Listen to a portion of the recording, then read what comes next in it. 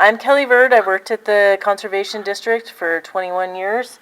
This is Kenna Fosnacht. She is our resource technician, and she'll tell you a little bit about Stream Team here in a minute. So I don't know if you guys know what a conservation district is, but this is what it is. We were created due to the Dust Bowl just to be voluntary conservation for landowners, and we can work with any type of landowner, forestry, farm, whatever. You know, if you have a problem, we're non-regulatory, so we can come and help you with something that, you know, a regulator might get in trouble for. You know, it's safe to ask us questions about it. So, and there's one in every county. So the first thing I'll talk about is the CERP program. This is a very popular program with retired farmers or people that just want to make some money off their farm along the buffer of a stream. So you can do a hedgerow if you just have a small stream, or you can plant a bigger buffer up to 180 feet. And the rental rates are based on soil types, and they do change, but you do sign a contract for 10 to 15 years. And that does include planting the trees, maintenance of the trees, so everything's paid for plus the rental rate. So that's a pretty popular program. We have at least 80 contracts.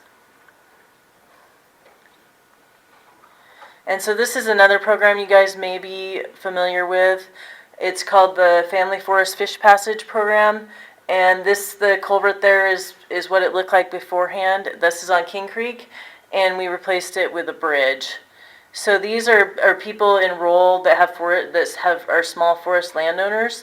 They can enroll in this program, and then when their number comes up, their project is funded. So we evaluate them, and the worst projects that'll open up the most habitat, like the worst passage culverts that open up the most habitat, are funded first. And then this year we are doing 3 projects. We have one on King Creek, and then we're doing 2 removals. So removals of culverts where we don't put the culvert back in, that is definitely something that's almost always funded. The landowner does have to put in a certain amount of money. I think it's $5,000 if they've harvested within so many years of the culvert being funded. But by far, this is our easiest program to get culverts funded. If you're eligible, sign up, because it's a great program. I can't say enough good stuff about it. The people at the state level are really easy to work with. They're very understanding. They help us get the projects on the ground. It's definitely by far one of the best programs. You have a question? Do we come through you to get to them? So you can come to me. I'm authorized to come out and survey the culvert. Usually I help people fill out the application, and then they'll determine if you're eligible or not. And do you have a card or some? We have some pamphlets back there. I didn't bring a card, but my information's on the pamphlet. So there must be multiple pathways to the FFP program. One is through DNR also. Yeah, you can request through DNR. Usually, if you apply through DNR, but they'll send us out to survey it. And so, and they're the ones we don't pick the projects. They pick the projects and tell us. So we just help recruit the landowners and do some of the legwork to determine if it's eligible. But great program. And I always think that we've had everything done, but then I keep finding good ones still. This is our Wisner Creek project that we did. It's best to hear it from the landowner's perspective, so I have a 5-minute video.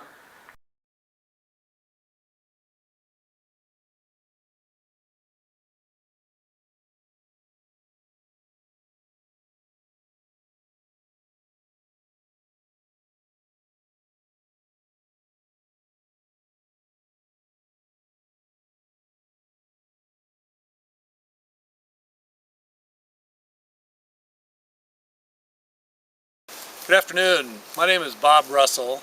It's April 25th of 2016. I'm out at some property out in Lewis County. We're the home of a project to revitalize Wisner Creek and join that with Mill Creek.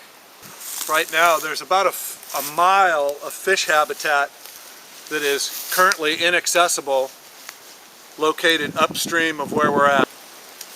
The project scope we're looking at is to try to revitalize the fish habitat and the fish run on Wisner Creek. As you can see behind me, through this wetland meadow, Wisner Creek disperses greatly through there, and there is no defined stream bed. And this project is, the goal of this project is to revitalize Wisner Creek by joining up the mouth of the creek about 300 yards with the headwaters of Wisner Creek.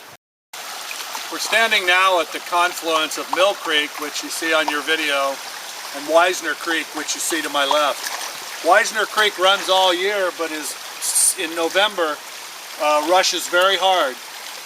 The salmon runs, we were unaware of them 3 years ago, and once made aware, we've come out every November to identify them. After the first hard rain, we always see them in late November. Last year was a very good year. Hard rain around November 20th. The creek filled up. What your walk in Mill Creek was high enough you could not cross it.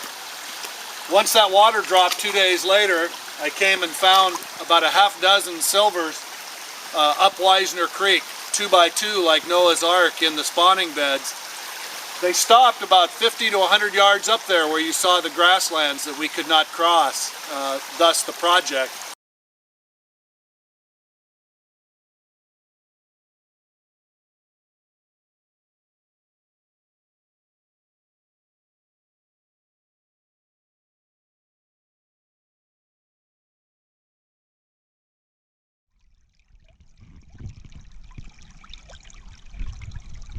This project was identified about 5 years ago by the Lewis County Conservation District, who then went out and searched for grants and got grant money for this project from the Salmon Recovery Fund. The project then, about 2 years ago, kicked off, and an excavator came in here and reestablished Wisner Creek as you see it come through these grasslands. The significance of the project is the salmon could not, it was very difficult for them to swim across these grasslands. The only time they could come across is on the flood. Now that Wisner Creek has been reestablished, they have a highway right up to their spawning beds, probably about a mile of spawning beds that are seen behind me. This is year 3 of the project after the Wisner Creek's been established, and right now the project really is about sustaining the habitat here and the plants.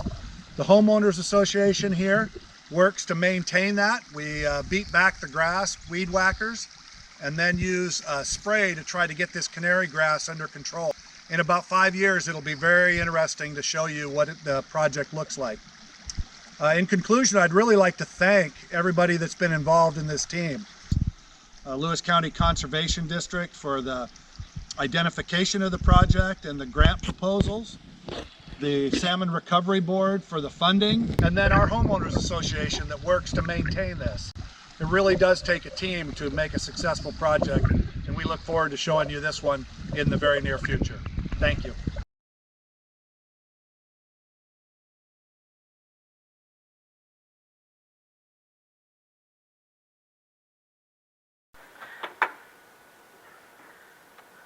The basic story is we talked to this landowner. He was very skeptical about having fish in his property.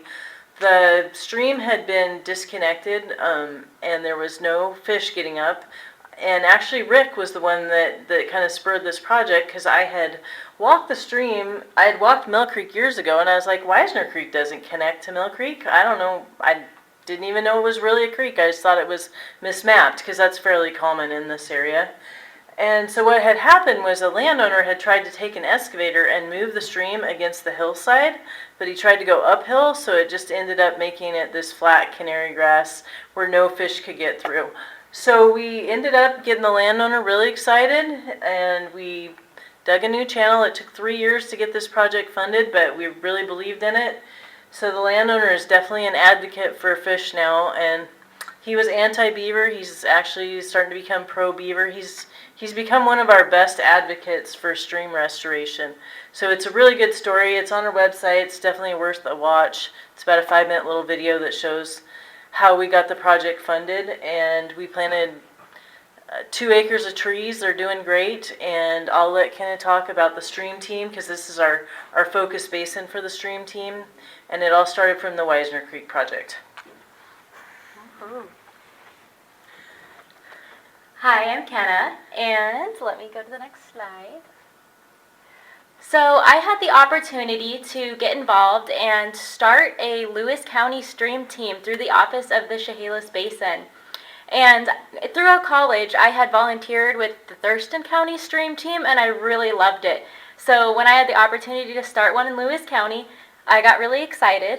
And so my goal for the stream team is education and citizen science and giving people the opportunity to do restoration to benefit salmon and other wildlife. So part of it is education. So let's learn about the wildlife that are in our county. Let's learn about the streams, the salmon in the streams, and then also the opportunity to go and plant trees and actually, get your hands dirty. And then I'm also trying to partner with schools, with Centralia College, and hopefully get some classes out. I would love to get some kids out for a field trip, do some education, and then have them actually get out to plant some trees. So my seed money is through the office of the Chehalis Basin, but I'm also looking for additional funding so that I can actually purchase trees and purchase supplies. So one thing that we did for the first time in the last year is get a veterans intern through the Veterans Conservation Corps.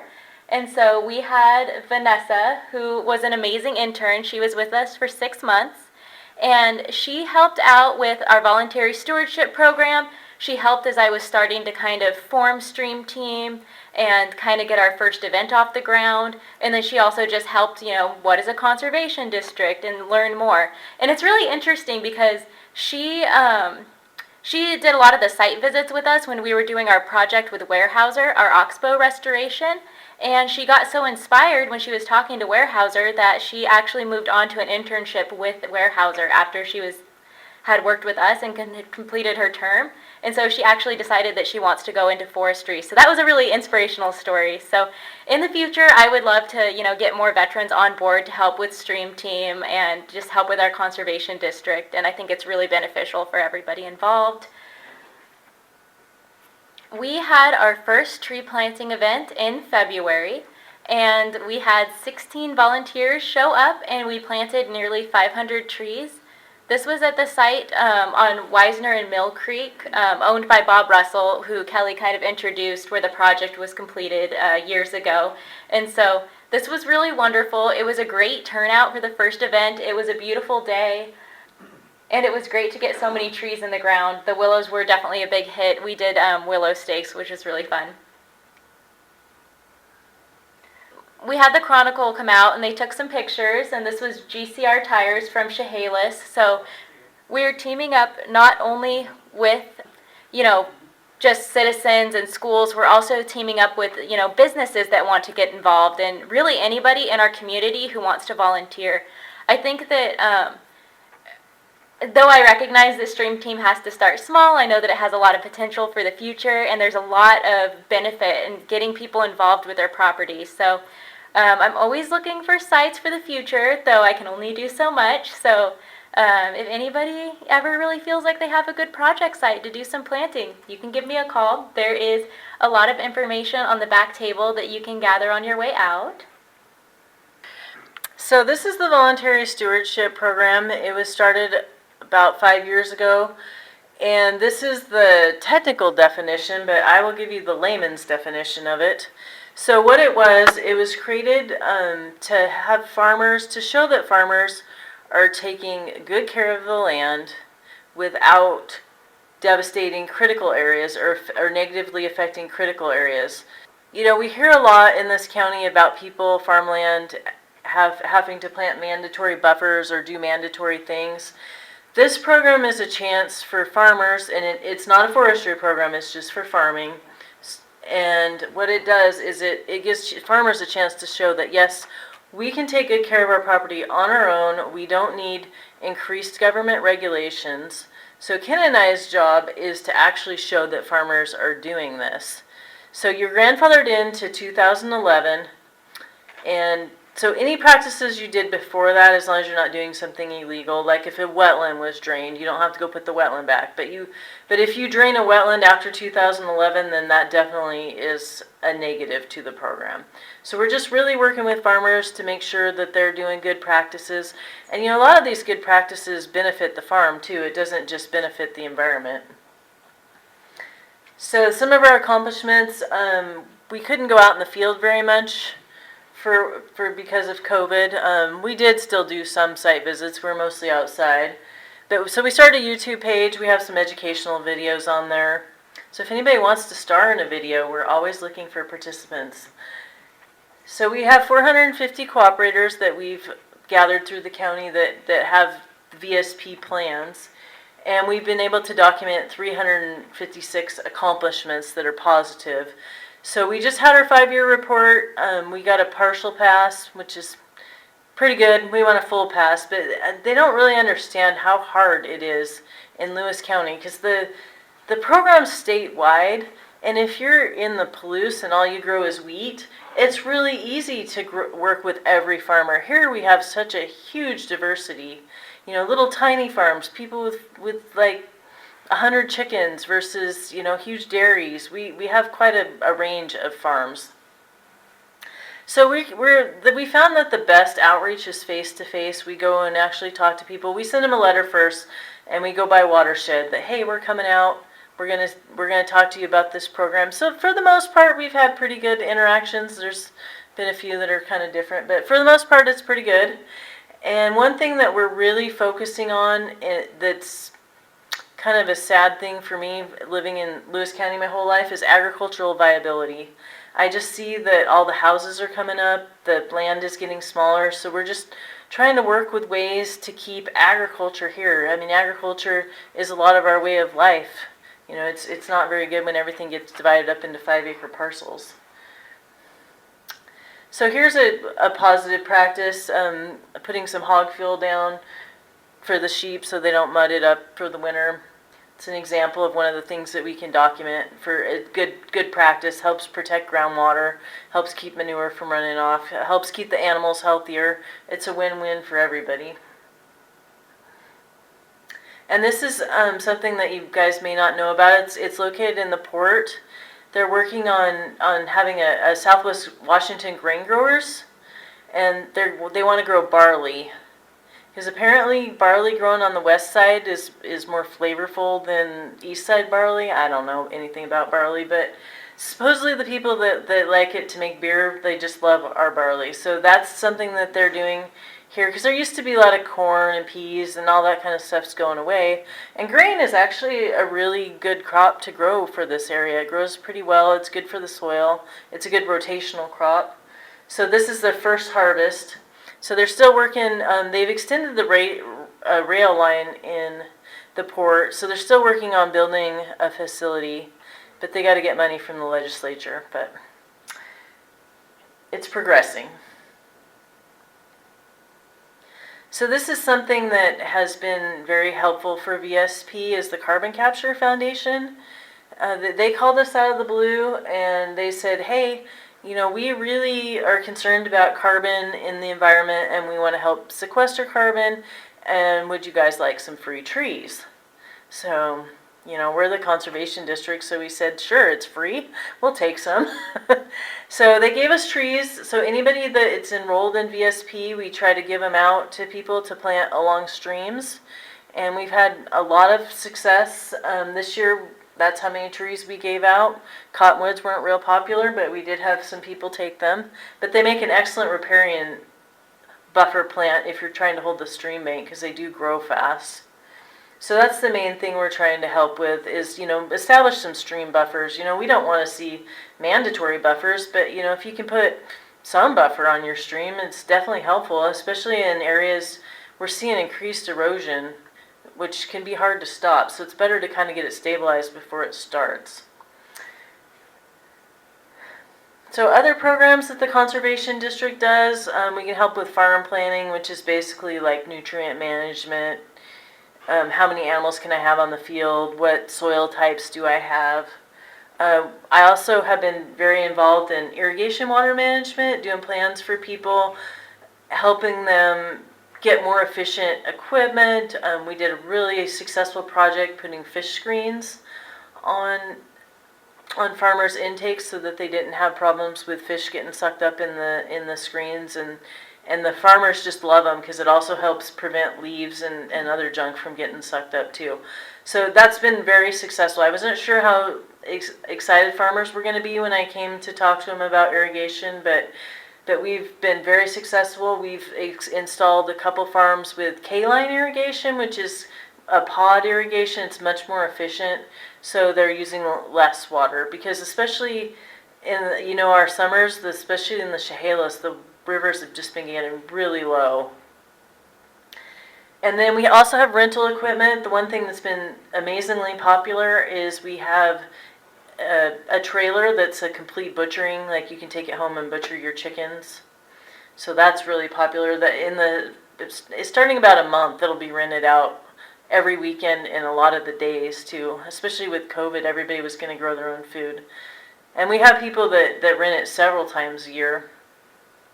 We also have a couple manure spreaders and a couple no-till drills. And then another project that you might hear about if you live in the South Fork or the Newaukum River is we're trying to do some large river restoration projects for fish. So they're trying to get contiguous landowners. I'm not involved in that, but Nikki in our office is. So if you have any questions, I have her contact information up there if you live in one of those areas. And so there's all our contact information, and our website has a lot of information too on it. So does anybody have any more questions? All right, well, thank you guys for having us. For these meetings.